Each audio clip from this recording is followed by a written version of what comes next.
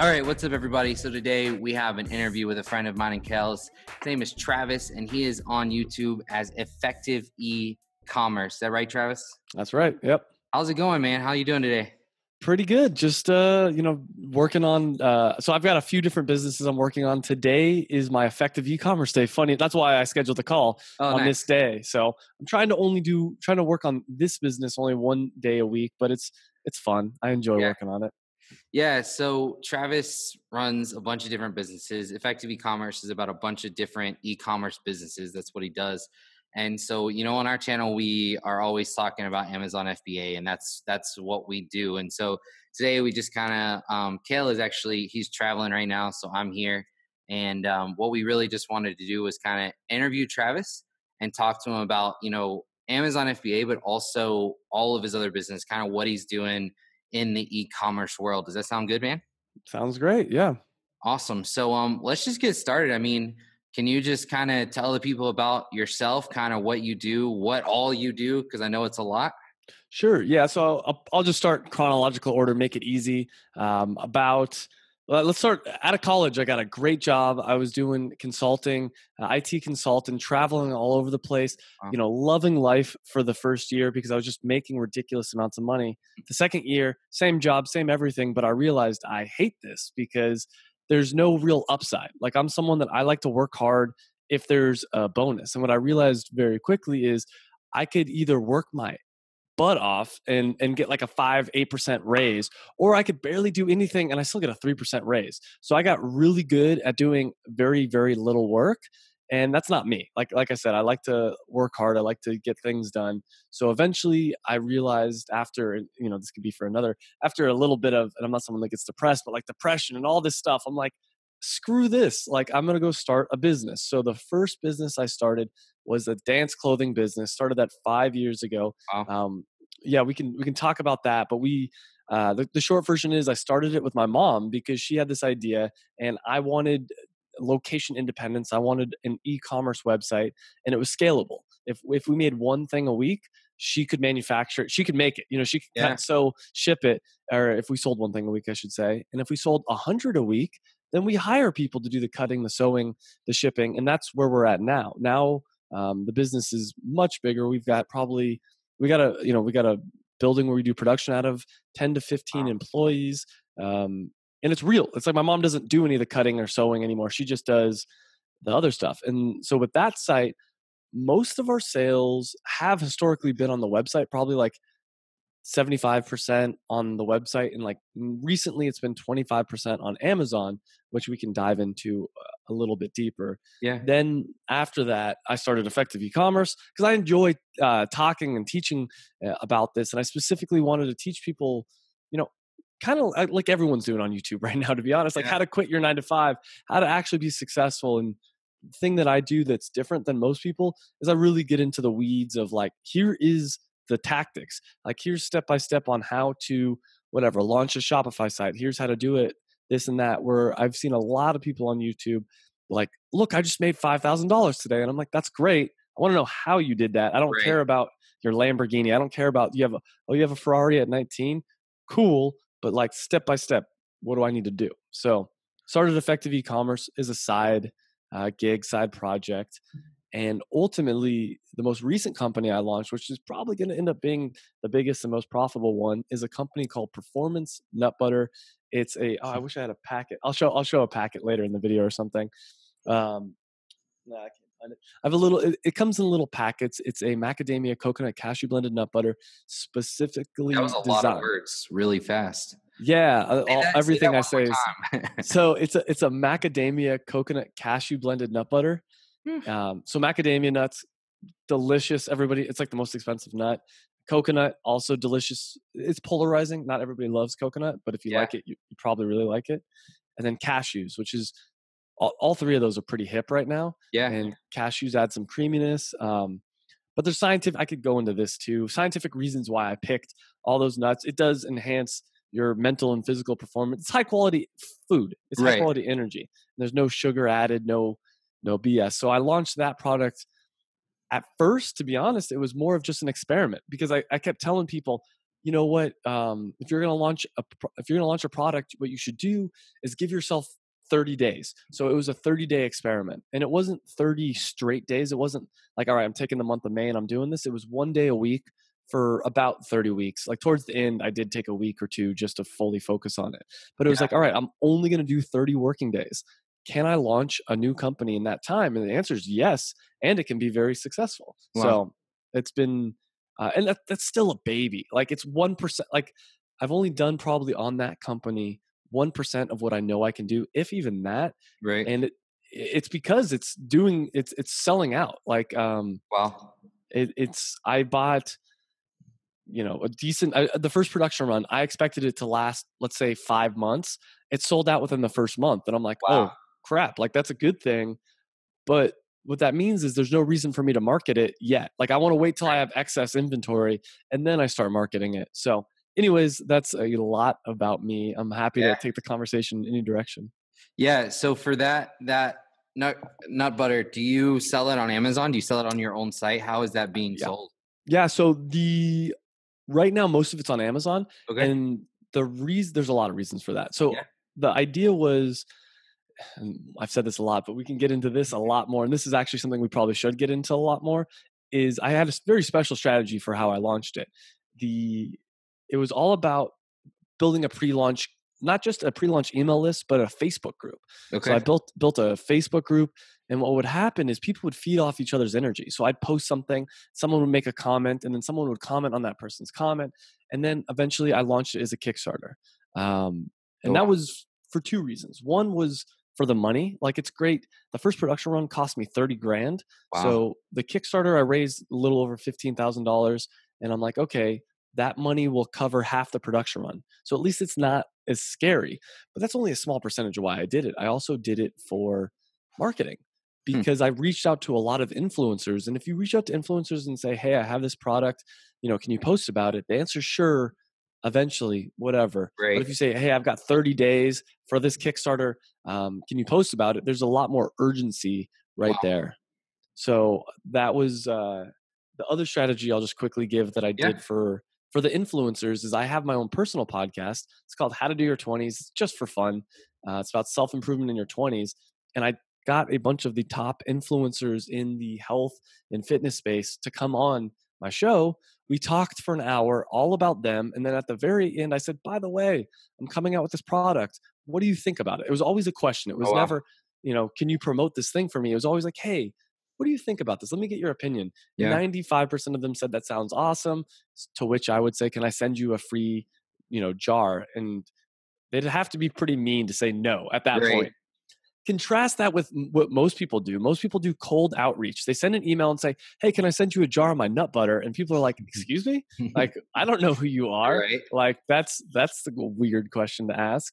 So I did that to launch the Kickstarter. Then the next step in my ladder was to launch on Amazon because I know Amazon's this snowball, and you got to start with something. If you try to build a snowball with just one snowflake, it's going to take forever. So it's like you build a snowball with like in your hands, and then you roll it down a mountain, and it gets bigger and bigger and bigger. So I got everybody.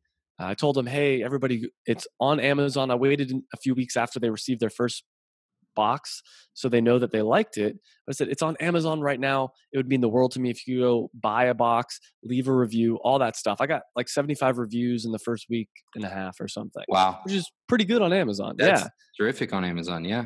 Yeah. And so that launched me to like page one for nut butters, which isn't even like, that's a very broad search term. That's really not what I'm going after, but it got me ranking on a lot of different search terms. I mean, obviously I did all my research, did the keyword research. I do PPC, all that fun stuff, but yeah. So right now, most of my sales is on Amazon for that. I've just recently launched my Shopify site. I didn't have the Shopify site yet for a while because all my inventory went to Amazon because Amazon was just selling out like crazy. I was Right. like, I'm gonna run a. In fact, there was a few days there where I didn't have any inventory, and it was a little scary, not to be honest. So that's a little bit about that company. Yeah. Yeah, that's awesome. So right now you have you said it was dance clothing, is it what?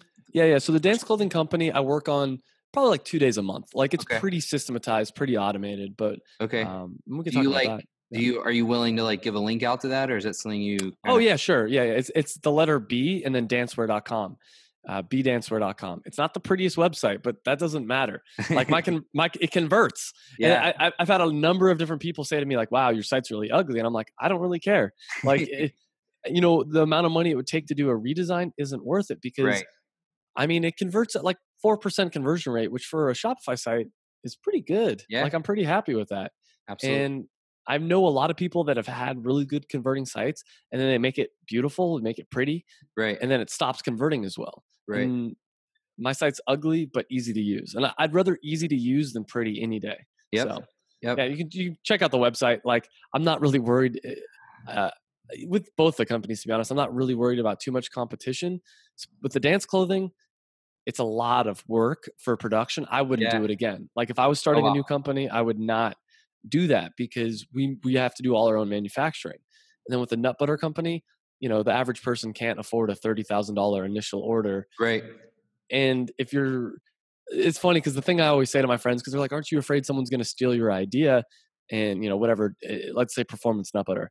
And I'm like, look, anyone that is smart enough to be able to beat me at the, let's say, performance nut butter isn't going to steal my idea. Like if you have to steal my idea just to compete with me, then you're not going to be like, I'm going to outsmart you on other things. I'm going to Right. be, I'm going to have marketing ideas you never could have thought of. So it's Yeah. like, and you're not going to have the passion behind it.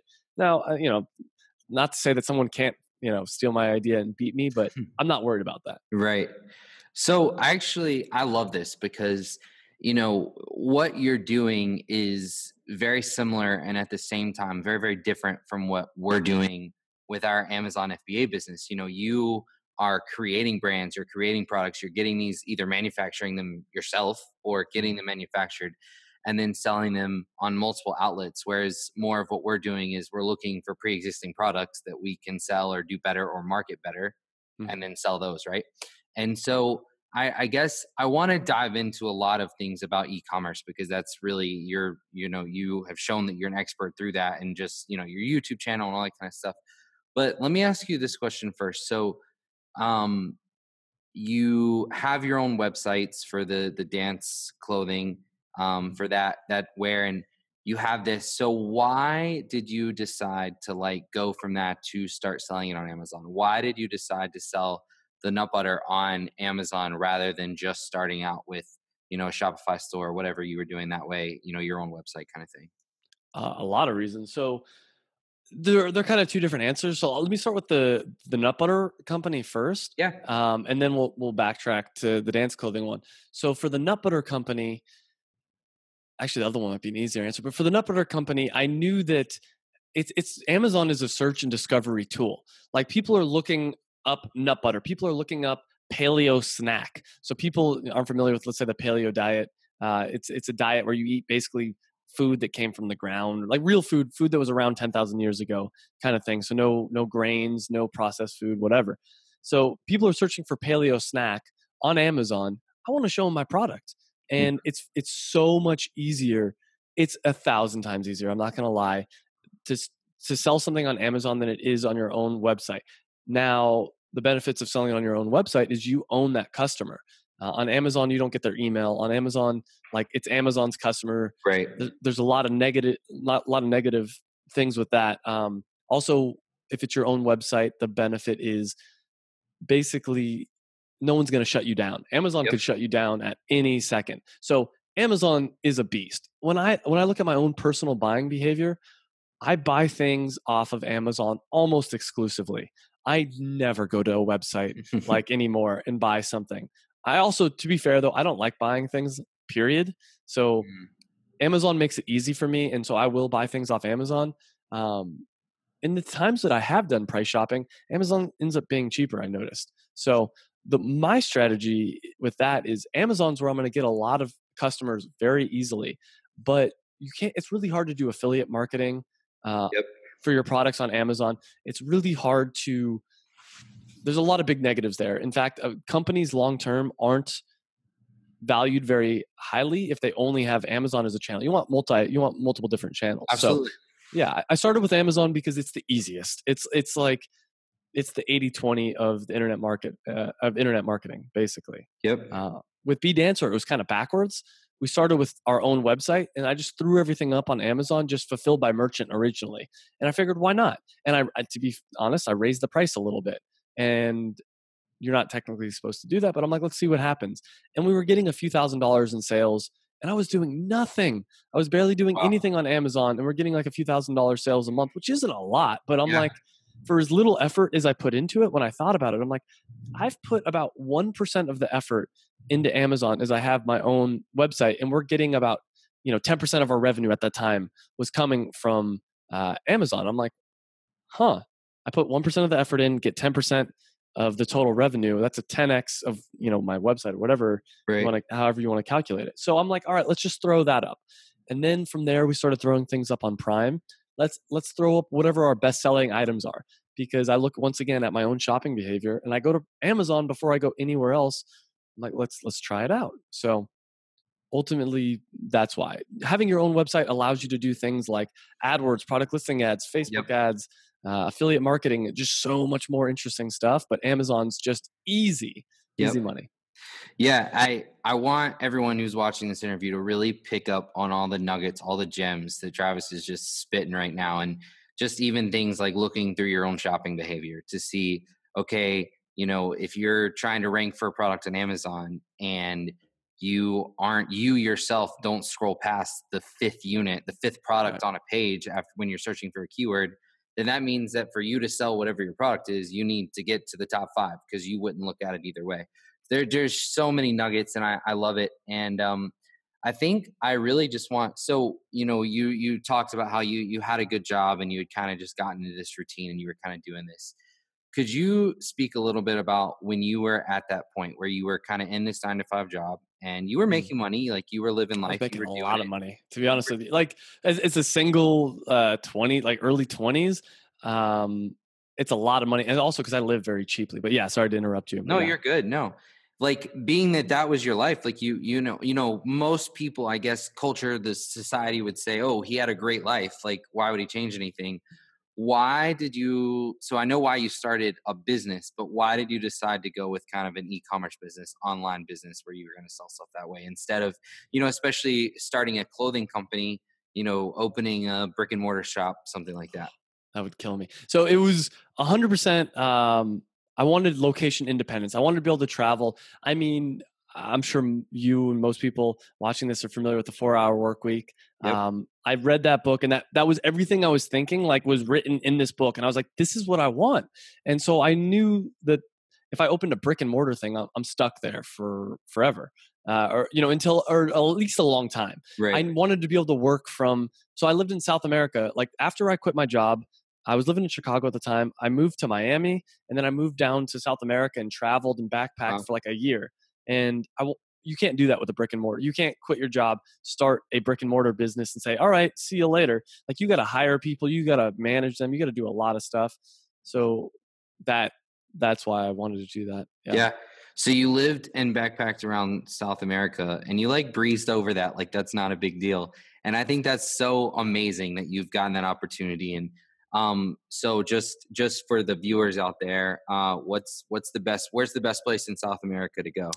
I'm going to give you an answer. Well, I'll give you two answers. I'll give you the answer that you want to hear and the answer you don't. So I'll start with the one you don't want to hear. The truth is, it depends, like, on who you're around. What I found is, so I lived in 3 major cities. I lived in Medellin, Colombia, or as they say, Medellin, Rio, and Buenos Aires. And each one was better than the last, but I had a better group of people around me. So in Wow. Medellin, it was just me and one other buddy, and like, he was hustle mode all the time, so he didn't really want to have fun. Rio, I had a few friends, so I had a little bit more fun. And then Buenos Aires, I had a better group of friends, so it was even better. All those cities are amazing. Like, it's not even like it's not a bad city, any one of those. So I'd say those 3 cities I'd start with. Lima is amazing, but the truth is, any city pretty much in the world, if you find a good group of people and you find some good stuff to do, it's going to be a blast. Major cities like those, though, you have added benefits of whatever, restaurants and coffee shops and like different cool, interesting groups. So I'd say check out Buenos Aires if you want a lot of bang for your buck. Rio is expensive, but absolutely beautiful. Medellin is a nice place. It wasn't my favorite, but once again, it could have just been because like I was also not in the best place mentally at the time. Like, Mm. I just quit my job 6 months ago, and I know everyone always thinks of it as this glorious story of like, oh, you quit your job and you just traveled to South America. I'm like, yeah, I was freaking out though. Like I went from making good money to making nothing, and like, sure, I believed in myself, but it's like it's disappointing when you're. And I don't always think that quitting your job and starting traveling right away is the best thing. It depends on the person. For me, if I would have traveled, I wish I would have just 100% traveled, not like tried to start a company. But trying to start a company while traveling, sure, do it for your own experience, but like it's tough. Right. Like I wish I would have either traveled, had a blast, or just like gone to my parents. We don't have a basement. We're in California, but gone into the basement and just worked for 6 months or a year.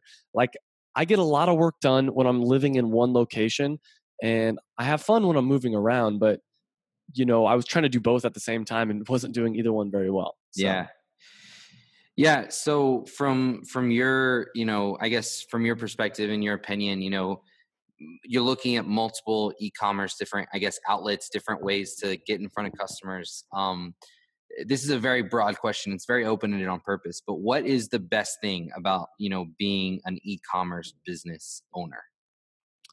A lot of things. Let's see. I mean, it depends what we're comparing it to. Like, if we're comparing it to um, being a 9 to 5er versus comparing it to being a brick and mortar business owner, comparing it to a lot of people are in cryptocurrency, which I've made some money at cryptocurrency, but it's not a job. Like, I Mm. don't care what people. And this is debatable, sure, but to me, cryptocurrency is beautiful. It's a great technology, but like it's a good way to lose a lot of money because you don't control the outcome.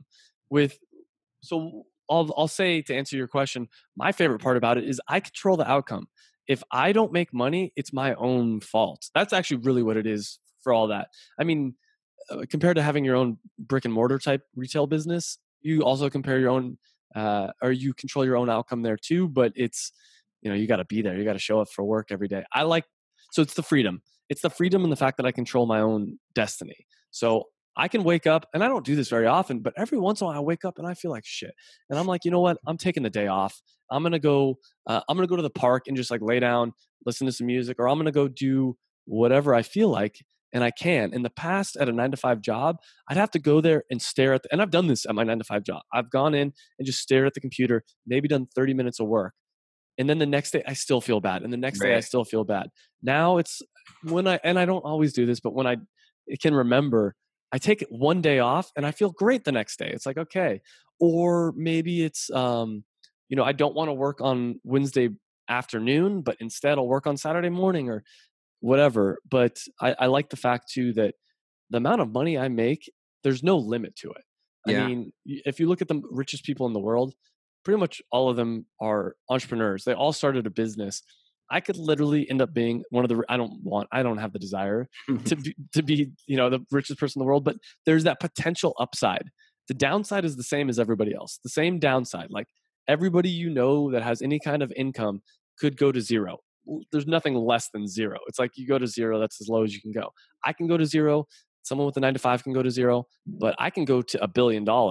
Someone with a 9 to 5 cannot go to $1 billion. Right. It's just not possible. So Right. that's my rant. So, so specifically referring to the nut butter company, Sure. what is like one of the biggest, I don't know, I don't want to use the word mistakes, but what's kind of the biggest pitfalls or the biggest issues that you've had in that company, selling online, that kind of thing? Hmm. Um, I want to say it has something to do with. Well, I mean, the biggest thing I'd say is not predicting my production properly. Like, Yeah. because it's I thought it was going to last 6 months. It lasted a month, basically. That's hard to do. That's hard to know. I Yeah. mean, it's not the end of the world, but that's probably the biggest mistake I've made so far. The other mistakes, I mean, it's just that's the hardest part about this business is dealing with the production for me personally, Hmm. because it's a cash flow issue. There's a lot of different issues there. Right. So that's probably my answer. I'm Yeah. sure I'll have a lot more soon. Yeah. I mean, those kind of things that you're talking about are very similar, and they're problems that people who are doing Amazon FBA feel and see and have. Um, I guess so. Now, I don't want to take up too much more time. Just another question or two, but so your YouTube channel, Effective E-commerce, you talk about a little bit of everything on there. You're talking about everything we've been talking about, Amazon and Sure. Shopify and Facebook ads and using Google AdWords and Yeah. everything, right?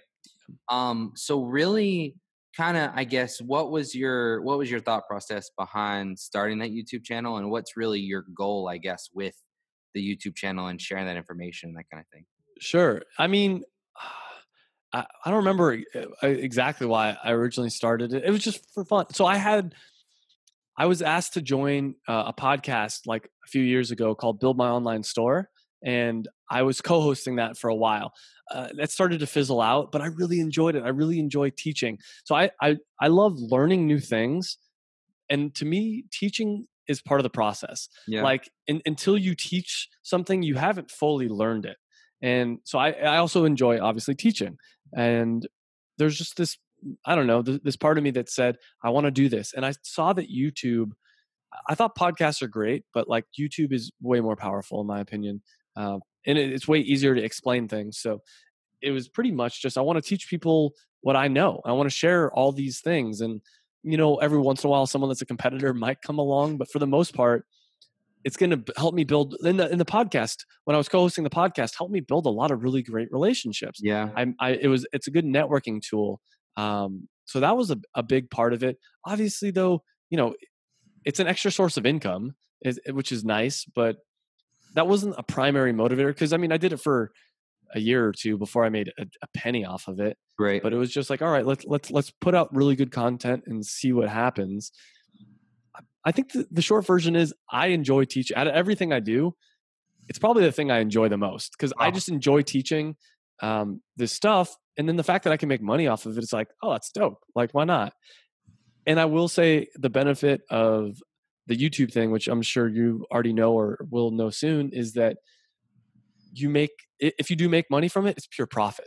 Like there's no cost. With Performance Nut Butter, I'm spending $30,000 for a production run. I better sell at least, whatever, 25% of it to make my money back. And then on top of that, I got to calculate things like all these fees and whatever.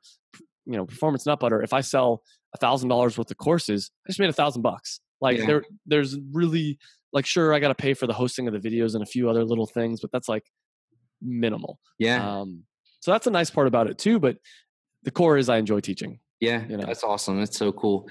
And like I said before, what you're doing it's similar in a lot of ways, but different in that you came up with these products and you own these companies rather than looking for a pre-existing product. And I think that we just put out a video on like how to find a product to sell on Amazon FBA, and there are a bunch of different strategies, a bunch of different people, putting out videos and stuff. But in terms of what you did with a dance clothing company and then the performance nut butter company, I think I know the answer to this, but where did that inspiration come from? Because I think that can even help people who are finding products on Amazon FBA. So where did the inspiration for I'm gonna do dance clothing and then I'm gonna Yeah. do performance nut butter? Where did that come So, from? so yeah, there's a few answers to your questions. The first thing is with the dance clothing thing. I actually asked a lot of different, or I didn't even ask people. I told a lot of people I want to start an online business, and a lot of people had ideas for me. So a lot of people are like, hey, you should do this, or you should do this. And my mom's idea of, oh, we should do dance clothing in 200 plus colors. I know that there's a market here because she used to make custom dance clothing, and people would ask her for basically the products we sell now. She's like, look, I know there's a market here, and I did some research, and I saw that there was a market for that. And so for everything I do, and I think everyone watching this video, they should do the same thing. It was a premium thing, like in the sense of I don't want to compete to be the cheapest pair of dance shorts. I want to be the best dance shorts at the most expensive price, and that's true with both B Dancewear and Performance Nut Butter. And hopefully it's true with Effective E-commerce to some degree, but that's not really the point. But with B Dancewear, it's like we're handmade in the USA, not custom colors, but like exclusive colors you can't get anywhere else basically. And So I wanted to be the premium. Performance Nut Butter took it a step farther and created like a product that didn't exist. Like there was no product like my product before it, which, and we could debate about this a little bit, but I think that is ideally, because I know I have a friend actually right now that's trying to find a product on Amazon to make a little bit better and sell. And I'm Yeah. like, that's cool. And I think you can definitely, and you guys are proving it, you can definitely make money on it. But to me, it's so much better to make your own branded product from the ground up, something that doesn't exist. And there's a lot of reasons. There's a book called The 22 Laws of Marketing. And I think they also have the 22 Laws of Branding. And one of his key principles is you want to be the first in a market. So for me, I was really the first in the performance nut butter market. Yeah. So what happens now is I'm going to have competitors. And this is another reason why I don't care about competitors. I'm going to have competitors come along. And what's going to happen is I'm going to be the Coca-Cola of the performance nut butter, as long as I can keep my strategy up. So I want to be the best. So Yep. when other competitors come around, they think, oh, Pepsi, oh, that's like a Coca-Cola. Yeah, we know what that is. And that's part of the reason I did such a generic name of performance nut butter is when someone comes out with their, whatever, paleo butter, people can be like, oh, that's like a performance nut butter type thing, Right. isn't it? And so that's the big thing. With performance nut butter, I put a lot more thought into it. Yeah. I wanted it to be consumable. Not necessarily like people eat it, but in the fact that they have to reorder every so often. So it'd be consumable. It's a premium product. And what else? Niche down. That's a big thing. I think a lot of people miss the boat on niche. The nut butter is not for everybody. Like if you are a 7-year-old woman looking for like, something to put on your toast, don't buy performance nut butter. It's overkill. But like, if you're a CrossFit athlete looking for the best source of fuel from fat and or whatever, so a marathon runner or even just like a young person that likes to feel good and wants a healthy snack that's going to make you feel better, my product's probably for you. But I focused really niche down with performance nut butter with a logo that looks almost like a supplement company because I want to tap into that market. So that's why I did that. And I could probably talk for an hour. And I think I have done a podcast for an hour on exactly why I picked that. But that's the big thing. Niche down, premium product, repeated consumable if you can. And I'm sure there's more things that I'm not thinking of. Yeah. Yeah. No, this is so good. And really a lot of things that we try to do on KT9 is we try to offer different perspectives. We try to offer things that are going against the grain of what, all the other gurus on the internet are telling you to do. And I love what you're saying. Everything that, not everything, but a lot of what you're saying is applicable to using it on Amazon FBA. And I will always, I will say Amazon FBA is a great business model. It Yeah. really is. It's fantastic. But I would never recommend someone or tell someone not to diversify, not to spread out where your income streams are coming from, and not to, go after, if you can build a base off FBA, well, then go do what you're doing, create this product, create something new, because that honestly, I agree, that would probably be a lot more fulfilling, and there's a lot more there with that because it's your baby, right? It's not Yeah. finding a product and then selling it like everyone else is. So I'll just add something to that. The way I explained it to my friend that was doing this, I first off, I think it's fine if you're new to the game and you just want to go. We always had the joke of like a toilet pump, and like that was his thing is like just find a toilet pump because or like some product like that has a really bad listing, bad images, and make one in China or whatever. And I'm like, yeah, that's fine especially if you're new and you want to get your feet wet, sure, do that. Same thing with drop shipping. To me, drop shipping is like so boring and so not like it's not a great way to make big money, but it's an easy way to make a little bit of money. Obviously, what you guys are having a lot of success with it, so I don't mean to take anything away from you, but to me, it's like building a moat around your castle. It's like if you are just going out there and taking, let's say, the toilet pump, a product that already exists, you're not enhancing it, you're not doing anything, you're just making a listing that's a little bit better. Your castle's made out of cardboard because someone else can come do the same thing. Maybe you're better than other people, but there's probably somebody out there that's better than you. And maybe you'll have a head start because you have reviews. Sure. And so the next step, obviously, is if you can create a slightly better version and you can patent it or whatever, that's great. Or if you can create a brand around it And all that being said, my moat isn't that big either. Like I'm not at the pinnacle. Like Right. I don't have a utility patent, but there's a decent moat. Like most people watching this video can't afford, like I said, $30,000 to do a production run, plus aren't going to spend the time to do all the logos and design and all this kind of stuff. It's the barrier to entry. That's the word I Right. was looking for. It's like there's a big barrier to entry for me, but that protects me. Yep. Where, and I once again don't know your products or I just know what my friend was trying to do. There's a smaller barrier to entry, and it's kind of a little bit. It's something that I've seen a lot in the world of the internet where there's this thing that people make money and it's kind of like a cool little hack that you can do to make money, and that's great, and sometimes it can turn into a real thing, but sometimes it's like you make it money for a few years and then it dies off. Right. And what I'm trying to do is leverage the Amazon FBA, but at the same time use that to build a business. And so I'll give you a fun little number. Justin's Nut Butter, they were doing revenue of around, I think, $50 million, and they sold for something around $250 million. Yeah, that's revenue. That's not profit. That means Right. that who knows? I don't know how much profit they were making. That doesn't exist if you're just doing an Amazon FBA business, you get 2x profit. So if Justin's was just a straight up Amazon FBA business, and let's say they're killing it and they're doing $10 million profit, they would have sold for $20 million. Right. So by having my own brand, even if Amazon kicks me off, that's okay. I can go sell in Whole Foods, even though that's owned by Amazon. I still think I could do it. It opens up all these opportunities and it builds a moat around your castle. Yeah, Another, no, yeah, absolutely. No, I totally get what you're saying. I think we're gonna wrap this thing up. sure. Anything else that you want to say, just in general, or any links or anything that we can throw up or anything? I mean, if you're interested, if you're watching this video, check out Effective Ecommerce. I got videos on everything, like a lot of tutorial how-tos, whatever. Also, I vlogged like all 30 days of creating the Kickstarter, and then I've been vlogging not super regularly, but every once in a while on Performance Nut Butter. So that's the first one.